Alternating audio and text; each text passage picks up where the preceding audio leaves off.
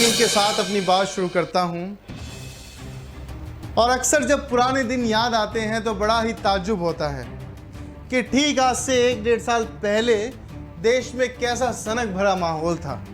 इस देश का युवा अपना राष्ट्रवाद साबित करने में लगा था और राष्ट्रवाद साबित करने का तरीका भी अनोखा। हर कोई ये साबित करने में लगा था कि देखिए वो इस देश का कितना बड़ा चौकीदार है। सबने अपने अपने तरीके से अपना राष्ट्रवाद साबित किया। किसी ने सोशल मीडिया अकाउंट पर लिख दिया मैं भी चौकीदार, किसी ने टी शर्ट पर लिख दिया मैं भी चौकीदार, किसी ने गमछे पर लिख दिया मैं भी चौकीदार, तो किसी ने टोपी पर लिख दिया मैं भी चौकीदार। इतना ही नहीं, उस समय देश का कोई भी व्यक्ति बेरोजगार नहीं था। हर किसी के पास रोजगार था क्योंकि हर कोई व्यक्ति चौकीदार था।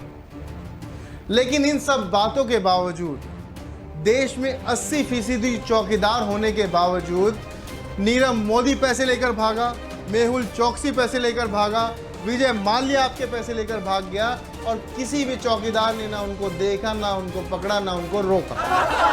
अरे निकम्मों, अरे आलसियों, कम से कम मोदी जी की दी हुई एक नौकरी तो ढंग से कर लेते। हमको ये समझना पड़ेगा कि ऐसी कौन सी परिस्थिति पैदा हो जाती है कि आपको इस देश का चौकीदार बता दिया जाता है और आप ही की आंखों के सामने अपने मित्रों को इस देश का पैसा, आपका पैसा लूटकर भागने दिया जाता है।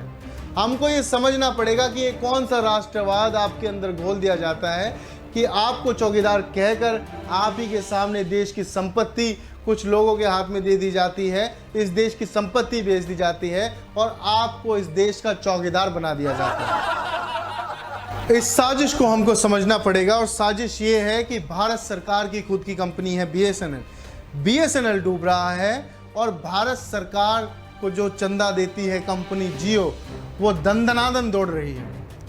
इस साजिश को हमको समझना पड़ेगा।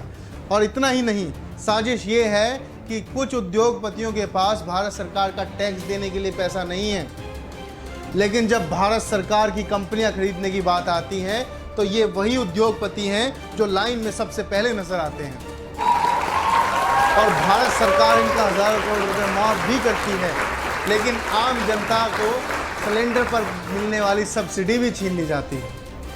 इस बात को हमको समझना पड़ेगा कि हमारी जेब से एक एक पैसा निकाल कर इन उद्योगपतियों को पकड़ाया जा रहा है, क्योंकि ये चुनाव प्रचार में मदद करते हैं, ये चुनाव प्रचार में फंडिंग करते हैं, इसलिए आपकी जेब से एक एक पैसा निकाल कर इनको दिया जा रहा है।